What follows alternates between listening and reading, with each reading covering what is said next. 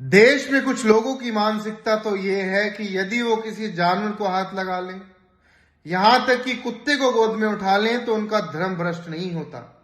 लेकिन कोई बच्चा उनके मटके को हाथ लगा दे, उनका पानी पी ले, गलती से उनके कपड़ों को छू ले या फिर उनके शरीर को स्पर्श कर दे, तो तुरंत उनका धर्म भ्रष्ट हो जाता है।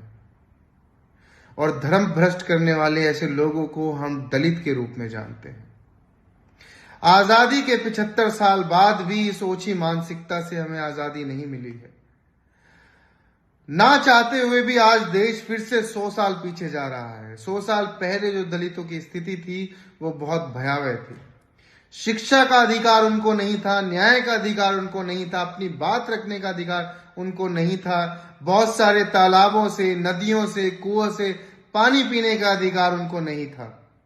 यहां तक कि वो जब किसी स्वर्ण मोहल्ले से गुजरते थे तो अपने कमर पर झाड़ू बांधकर और गले में मटका लटकाकर घूमते थे, ताकि जहां जहां उनके कदम पड़े वहां पर झाड़ू लगती जाए और उनके मुंह से निकलने वाला एक भी पदार्थ जमीन पर ना गिरे, उस मटके में गिरे। ये हालत थी दलितों की। बहुत सारे लोगों ने बहुत संघर्ष किया उनको उनके अधिकार दिलाने के लिए। कांग्रेस ने बहुत लंबी लड़ाई लड़ी और आखिरकार दलितों को बहुत हद तक अधिकार दिलाए, उनको न्याय का अधिकार दिलाया, उनको शिक्षा का अधिकार दिलाया, उनको सरकार में जगह दिलाई, उनको कानून में जगह दिलाई। और सब कुछ सुचारू रूप से चल रहा था कि एक बार फिर से देश 100 साल पीछे जाने की स्थिति में है। क्योंकि आए दिन हम दलितों के साथ हो रहे अपमान, अन्याय, हिंसा की खबरें सुनने को मिलते हैं। आज ही की जो ताजा खबर है वो आपको हिला के रख देगी।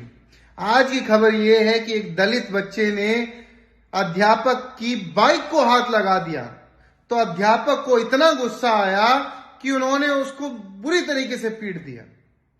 और कमाल की बात यह है कि इस प्रकार की तमाम घटनाएं अध्यापक कर रहे हैं जो खुद को शिक्षित कहते हैं। इससे पहले राजस्थान में हमने देखा था कि एक छोटे से बच्चे ने, दलित बच्चे ने प्रधानाचार्य के मटके को हाथ लगा दिया था। तो प्रधानाचार्य अपनी पढ़ाई लिखाई भूल इतने क्रोधित हो गए कि उन्होंने उस बच्चे को पीट पीट कर मौत के घाट उतार दिया। कुछ दिन बाद उस बच्चे की मृत्यु हो गई।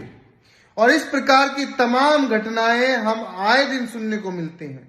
पिछले एक साल में लगभग 1,40,000 ऐसी घटनाएं, ऐसे केस दर्ज हो चुके हैं जिसमें दलितों के साथ अन्याय या उनका अपमान किया गया। मुझे ये समझ नहीं आता कि जो सांस दलित लेता है जिस हवा में, उसी में तो बाकी लोग लेते हैं। क्या कोई मरा? जो पानी जमीन के नीचे, जिसका कोई धर्म जाति नहीं होती, जमीन के ऊपर आते ही वो भी स्वर्ण और दलित हो जाता है। उसके भी कुएं बट जाते हैं कि ये दलित का है, ये स्वर्ण का है। अरे जब ऊपर वाला हवा में फेर नहीं करता, पानी में फेर नहीं करता, सूरज की किरण में फेर नहीं करता, तो ये मानसिकता आप लोगों के अंदर कहां से पैदा हो जाती है? और सबसे बड़ी बात यह है कि ये सबसे ज्यादा अध्यापकों के अंदर कैसे उत्पन्न हो रही है। अध्यापक एक ऐसा व्यक्ति होता है जो शिक्षा का प्रचार करता है, ज्ञान देता है, सही गलत की समझ एक बच्चे में उत्पन्न करता है। और वही शिक्षक आज भक्षक बन के बैठा हुआ है। बच्चों के साथ जितने अन्याय स्कूल में हो रहे हैं दलित कहकर, वो अधिकतर तो अध्यापकों द्वारा किए जा रहे हैं। 21st सेंचुरी में जहां अन्य देश कोई राफेल बना रहा है, कोई मार्स पे जाने की बात कर रहा है, कोई रॉकेट लॉन्च की बात कर रहा है, कोई नए नए आविष्कारों की बात कर रहा है, तो भारत आज भी दलित और स्वर्ण में फंसकर रह गया।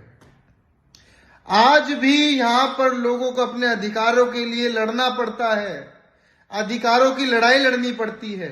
पानी जैसी सामान्य वस्तु के लिए किसी को पीट दिया जाता है।